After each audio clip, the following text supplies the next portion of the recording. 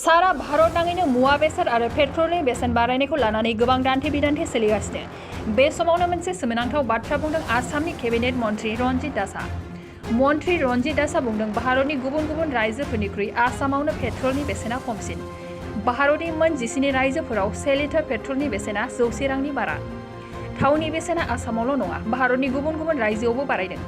International मार्केटआव थावनि बेसेना बांनायखाय भारतआवबो पेट्रल आरो डिजेलनि बेसेनाबो बारायदों। भारतनि गिबि मन्थ्रि नरेन्द्र मदिआ बेनि सायाव राहा लागासिनो आरो जौगानायनि हाबा मावगासिनो। बेबादिनो पेट्रल डिजेलनि बेसेन बांनायखौ लानानै आसामनि मन्थ्रि रन्जित दासआ सोमोनांथाव बाथ्रा बुंदों। आसामाव पेट्रल आरो डिजेलनि बेसेना भारतनि गुबुन गुबुन रायजोनिख्रुइ खमसिन।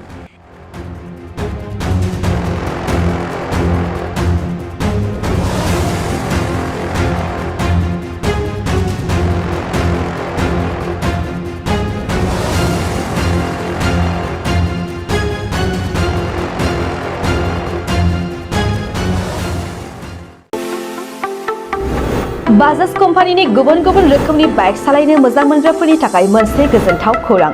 ब्रह्म अट'मबाइल्स एबा बाजाज श'रुमआ लाबोदों नोंथांनो दुर्गा फुजानि स्पेशेल अफार। ब्रह्म अट'मबाइल्स एबा बाजाज श'रुमआ उदालगुरि जिल्ला रौता सारियालियाव दं। खोब खम बेसेनावनो एबा 9,999 डाउन पेमेन्ट होनानैनो नोंथाङा बाजाज कम्पानिनि गुबुन गुबुन रोखोमनि बाइकफोरखौ लानो हागोन। बाइकजों लोगोसे स्पेशेल गिफ्ट पेकबो मोननो हागोन। स्पेशेल गिफ्ट पेकआव हेलमेट आरो 5 लिटार पेट्रल हरनाय जागोन। बेजों लोगोसे गोजाम बाइक आरो स्कुटिफोरखौ बेयाव सोलाय सोल' खालामनायनि खाबुखौ मोनगोन। गोबांथार फोरमानलाइसि होनांगौनि गोनांथि गैया। स्पेशेल अफारा 27 सेप्तेम्बरनिफ्राय 8 अक्ट'बरसिम सोलिगोन।